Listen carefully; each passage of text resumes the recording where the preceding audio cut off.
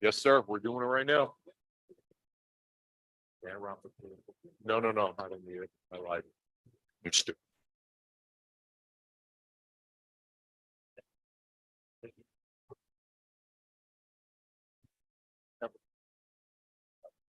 Oh, yeah. Good evening, everyone. Thank you for joining the Binghamton City Council for a special business meeting agenda after budget hearing day 4, Wednesday, 11 October 2023. Please stand for the pledge. Pledge allegiance to the flag of the United States of America, to the republic for which it stands, one nation, under God, indivisible, with liberty and justice for all. Clerk will call the roll. Madam Clerk.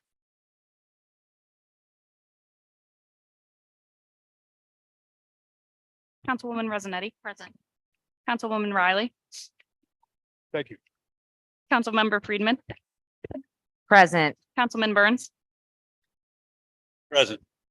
Councilman Strawn. Present. Councilman Scanlon. Present. And President Springy.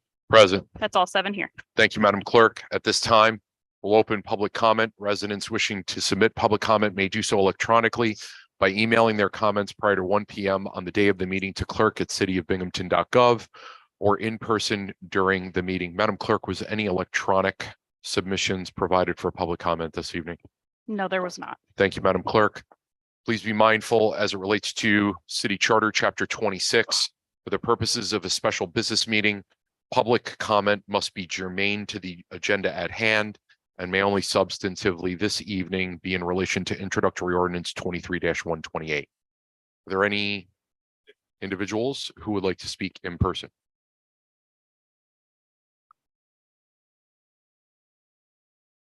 Evening, sir. How are you? There we go. All right. Not bad. About yourself? Thank you, sir. If you can Name please is- provide your name, whether you live or reside, work in the city of Binghamton. You have 5 minutes, sir. All right. My name is Kenny Brown. I live in the city of Binghamton. I sit here tonight as a concerned city of Binghamton resident and taxpayer. As we know, the mayor is asking for an increase of $4.5 million from Rabideau Stadium, and he claims that the money is supposedly needed to meet league standards. As you heard last week, the city is actually only contractually obligated to spend $3.1 million to meet the league mandated improvements. Knowing all of this, let's look at some numbers. This singular one-time payment of $4.5 million is 45% more than the whole contractual obligation. If this legislative body passes, then the total Binghamton City taxpayer contribution will be $7.25 million. Once again, we are only obligated to contribute $3.1 million. $7.25 million is 133% more than we are obligated to contribute, more than double our legal obligation. Mayor Cram, when giving his reasoning, says the league requires it, but we know that's not true. So why do we need to be spending so much more than we have to? And why are we even considering it without a valid informed reason? We've heard rumors it's due to flooding issues from the party deck that was added a few years back, but no paperwork or official statement to verify that. This isn't chump change. This is $4.5 million. From what I found from the city website and the adopted budget for the city for fiscal year 2023, the gross total budget was $99,838,837.17. That means you are voting on spending an additional amount of 4.5% of the total annual city budget for 2023. Now, like I said last week, I'm sure if we took the time, we could list a multitude of other very important things we could do with that amount of taxpayers' money and things that would actually benefit the taxpayers. Or, and hear me out, we don't have to spend it at all, which brings me to my next point. I want to direct a question to the Republicans on City Council. We all know that fiscal responsibility and decreasing government spending is a supposed staple of the U.S. Republican Party. We, the Binghamton taxpayers, would be contributing 133% more than we are contractually obligated to. But why? How's that even close to basic fiscal responsibility? How would you view a fellow Republican up for re-election blindly supporting what seems could be pork barrel spending? Is it possible that supporting such out of control spending would look bad for this election and likely affect your public image in future potential elections? Councilmember Reseniti knows about that firsthand, considering her assembly race loss last November after supporting similar out of control spending. And your former colleague, Mayor Rich David, can also speak to that. Political actions have real consequences. Future. Please consider what this kind of out of control spending does to our futures, to our children's future, to our pocketbooks. Okay, thank you. To our pocketbooks, to the burden on the taxpayers you were elected to represent. I have a 9-month-old son who I would love to be able to see grow up in a financially solvent city, not one hemorrhaging taxpayer money left and right for what seems like no good reason.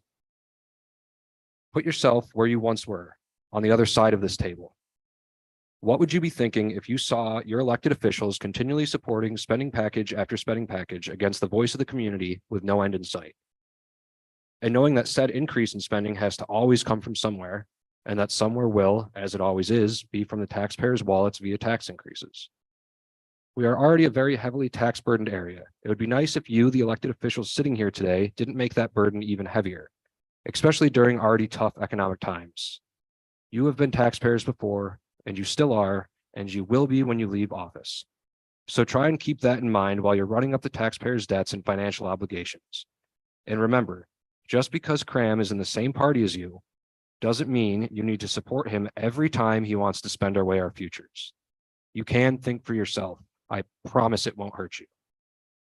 So please, I implore you to remember that you were elected to represent the taxpayers and citizens who did and did not vote for you, not special interests, and especially not City Hall. You have 1 minute. Have a mind of your own and utilize your backbones. To the Republicans, remember former Republican Senator John McCain and maybe be a maverick for once. I bet you anything you will feel great about it, and the taxpayers will appreciate you siding with them and the city's financial future over City Hall. And to the Democrats, if you stand in unity tonight, you can stop this fiscally irresponsible nonsense from happening. Please don't make one of your last votes on City Council as one against the taxpayers' pockets. Please do your jobs. Thank you. Thank you, sir, very much. Chair recognizes Councilman Scanlon for the purposes of a motion regarding introductory ordinance 23-128 under second read legislation.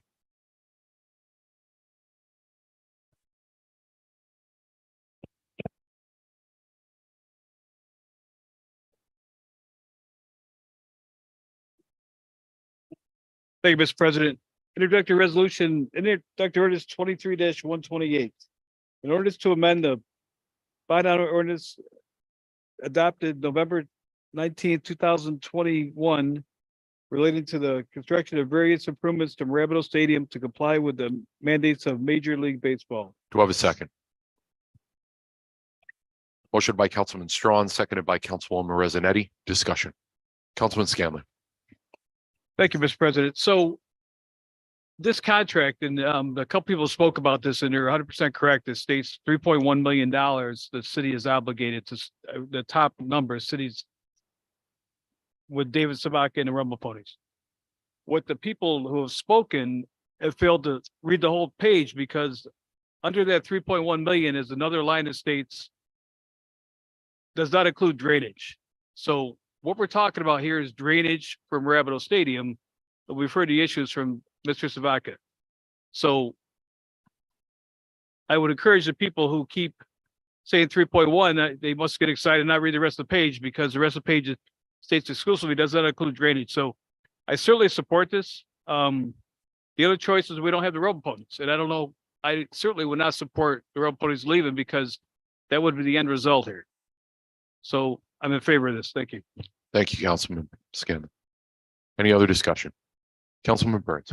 Yeah, thank you, Mr. President. We held this over so we could get more information. With the mayor and Mr. President, you have helped set up a meeting that we had with the entire engineering team that is planning this upgrade on the drainage. We also met with the company that will be doing the work. I had a private meeting with Mr. Gervais, who used to work for the city, and he worked on many of the projects relating to this over at the stadium. I went over with him all kinds of, well, it's amazing how much problems we've had with drainage at the stadium. I also had a telephone meeting with Ron Lake, our engineer, who talked about how well, first of all, that everybody is in agreement that I spoke to that the drainage in the stadium is antiquated. And definitely needs to be replaced. The problems with it that are caused to the city itself because of this, because of the stadium.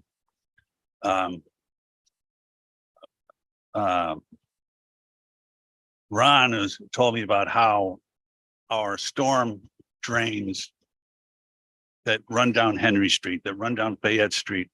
A lot of this is pumped from the two pump stations over at the Tompkins Street Bridge.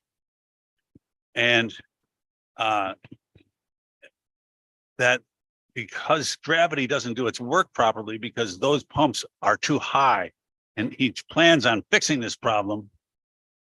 It's not in next year's budget, but it is on his radar to fix that. So the water that runs out of the stadium can't run out of the stadium. Even after we fix Henry Street, it'll have a problem. And the sewage backs up into the stadium. So in the dressing rooms, they've got sewage coming up from us into the players' dressing rooms, etc. So we are the, we own the place. We're the landlords. We talk about bad landlords all the time. We don't want to be a bad landlord. So we need to fix that situation.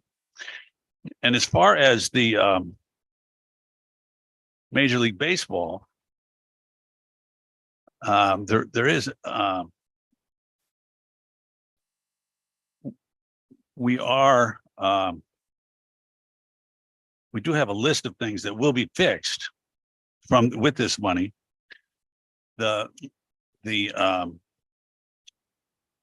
One second here.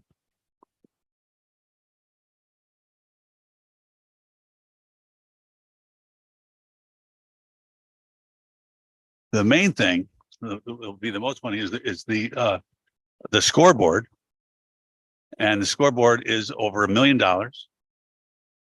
We did buy one just a couple of years ago.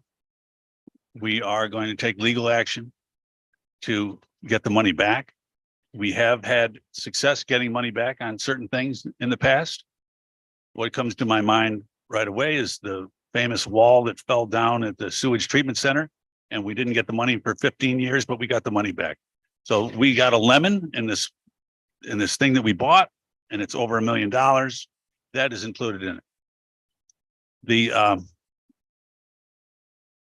We're also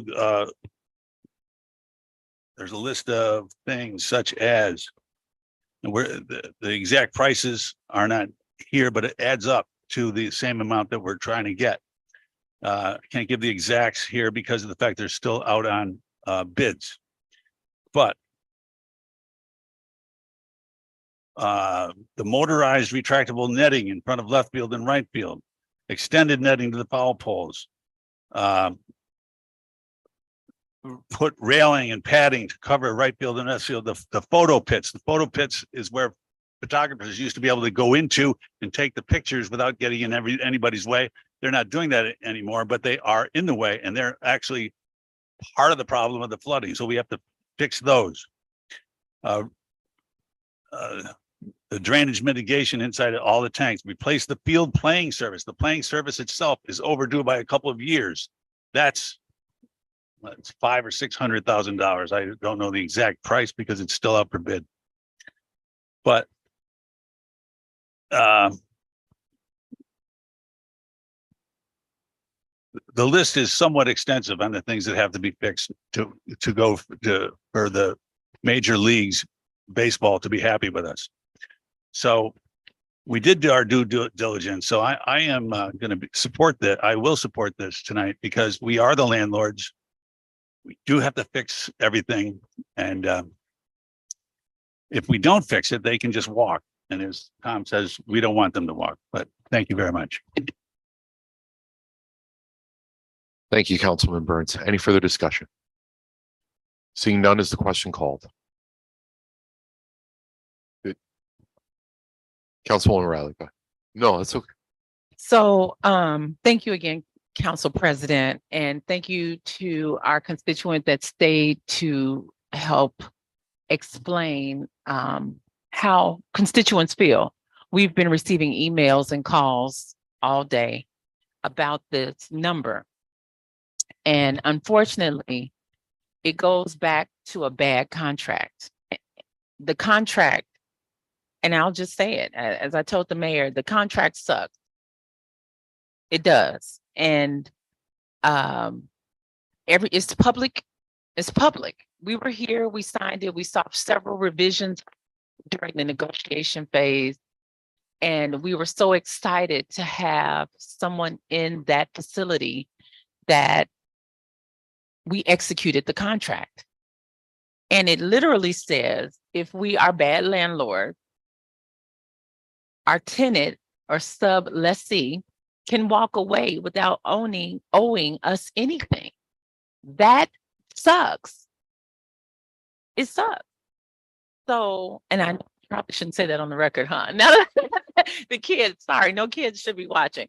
But I was angry. I called Chuck.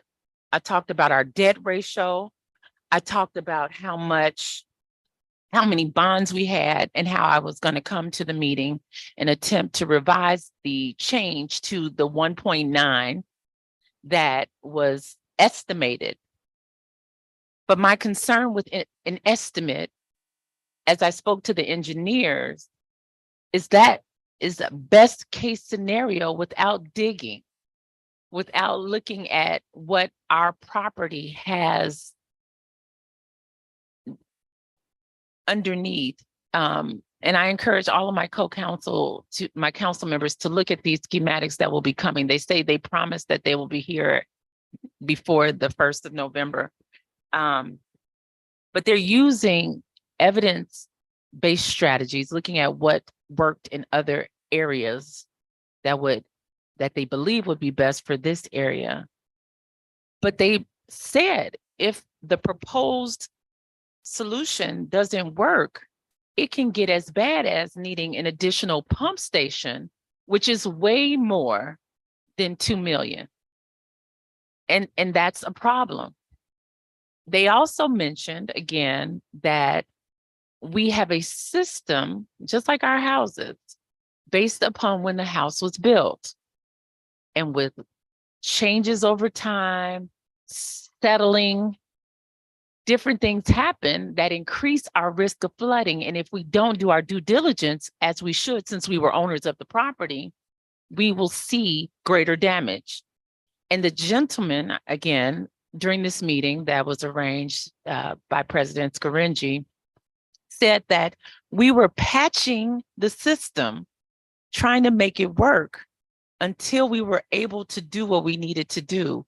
And because we continued to patch, which he commended all of our facilities employees, but he likened it to a hole in your basement and you just keep buying bigger sump pumps.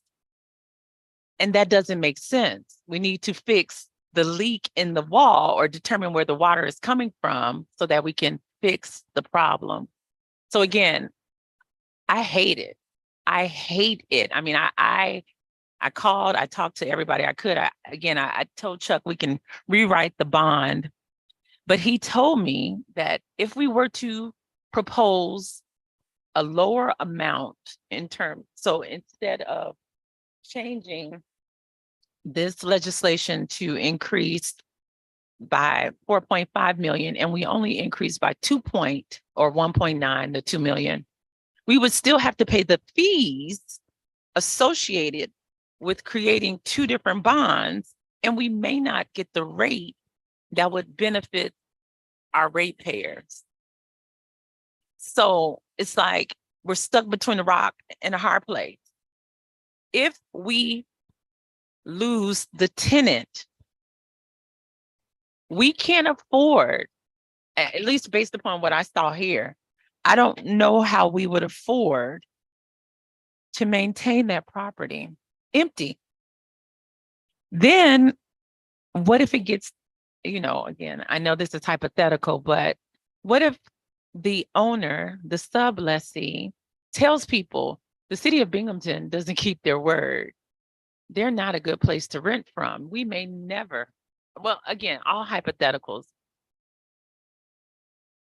I just wanted to let our constituents know that once we dug into what is in the contract, what we have promised someone that's doing, they're living up to their side of the bargain. We have to uphold our side of the contract. It kills me. It kills me, but as Council Member Burns said,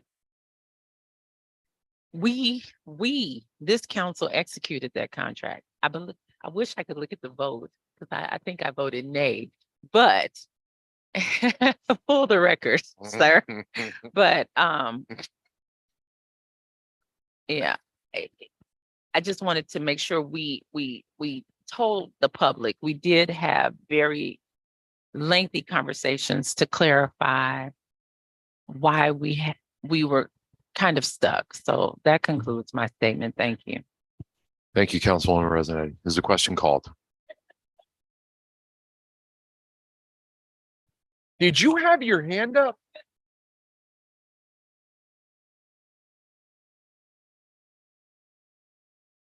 Everybody hold your placards up. Everybody hold your placards up. Councilwoman Riley, my apologies. That was my fault. I apologize. Thank you, Councilwoman Riley. Is there any other? Councilwoman Friedman, Thank you, President Scaringi. thank you. Yeah, this is, I'm with Councilwoman Riley here in that this is not an easy decision. And I think that a case can be made both for and against this piece of legislation. I think a compelling case can be made for and against. In fact, I know that a compelling case can be made for and against. I think there's a litany of reasons why it doesn't make sense to bond out $7.25 million. And I also think that there's reasons why it makes sense to fix the issue at the source. And so I don't love it. I don't love it.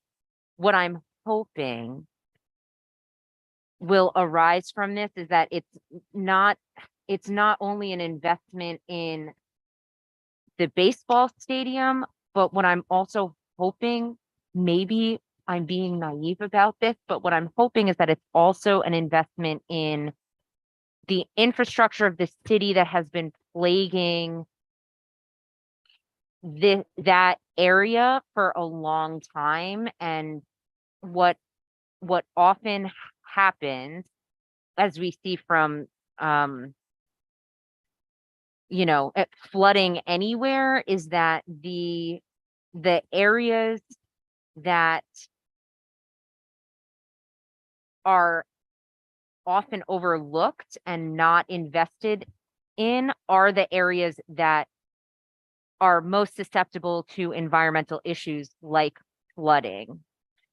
So again, what I'm hoping, maybe naively so, is that with this bond, we can fix the infrastructure issues that are disproportionately affecting that area, which, historically has lower income residents. So I am tepidly supporting this. It does not have my enthusiastic support. But again, I think there's a case to be made either way. So I just wanted to put my thoughts on the record and know that I don't support this just as like a careless, just like, oh yeah, sure, bond, millions of dollars. But I think that we'll get out of it. I hope that we get our money's worth out of this. Okay, thank you. Thank you, Councilwoman Freeman.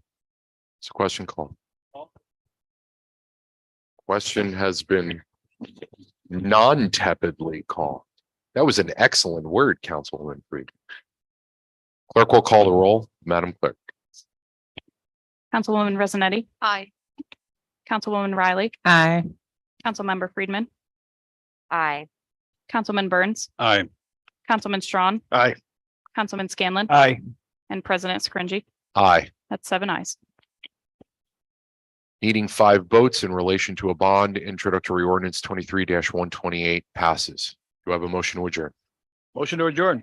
Motioned by Councilman Scanlon, seconded by Councilwoman Riley. We are adjourned.